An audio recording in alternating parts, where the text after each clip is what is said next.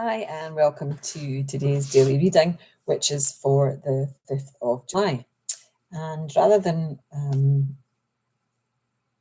I realise that my phone is typing all the words that I'm saying. It'll be a very long, hang on, just one tick. Isn't this embarrassing? Switch that off.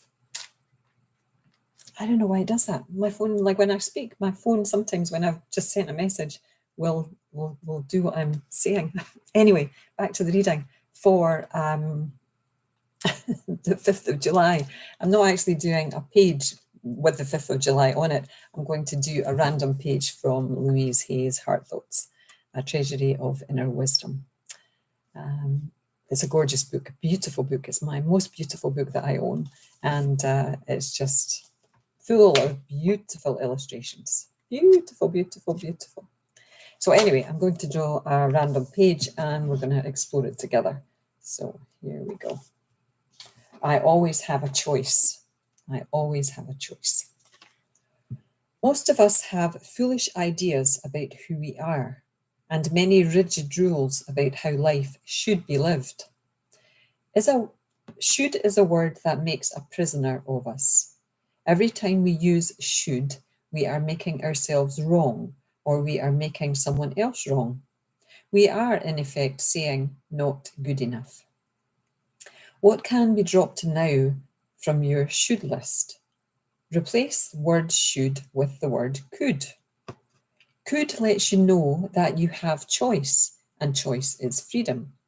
We need to be aware that everything we do in life is done by choice. There is really nothing that we have to do. We always have a choice.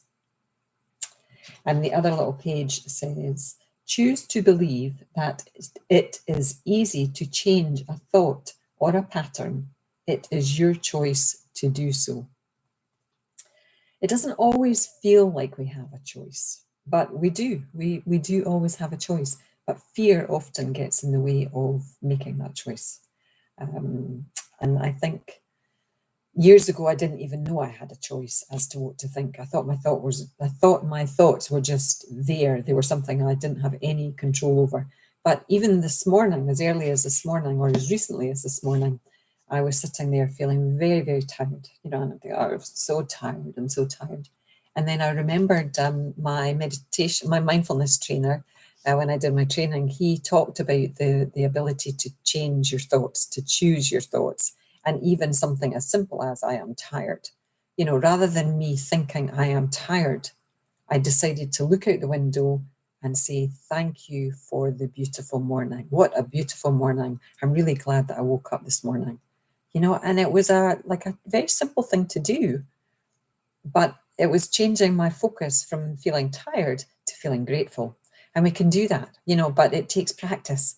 It takes practice. And, you know, the word should, I try not to use the word should.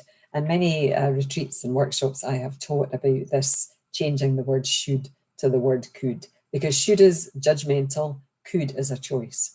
And there's a big difference. You know, there's a big difference when we use that should word. You know, you should do that. You know, you're placing judgment on someone. Or I should do that. You're placing judgment on yourself. So try, you know, I invite you today to hear yourself anytime that you hear the word should come out of your mouth or in your head and amongst your thoughts, the should word, because ever so gently try to change it to I could, or they could. You know, it's a very, you know, for children especially, you know, using the could word rather than the should word is very encouraging for them, because the could word means that they have an element of encouragement with it. You could do that. You know, it's more encouraging. The should is more of a demand, isn't it? You know, if your parent is saying you should do this, it's like you're being told to do something. Whereas when the parent says you could do something, it's more of a suggestion. You know, you're suggesting. You're not, you know, it doesn't feel like your child doesn't feel like you're telling them to do it. You're merely offering a suggestion. You could do that, or you could do this. You know, so you're not actually telling them to do something. So it's the same adult to adult, adult to child, adult to adult. Sorry, I've lost my train of thought here. But anyway, choice is freedom, but it can be very difficult to realise that you have that choice. You know, good enough. Do you hear yourself say you're not good enough? Do you not feel good enough? If that's something you struggle with, using the could word instead of the should word will nudge feeling good enough in the right direction. So I think I've whittled enough about this little page, and I will call it a day. But I do invite you to watch that should word and the could word today. Okay, namaste. Love to you all. I'll speak to you soon. And end stream.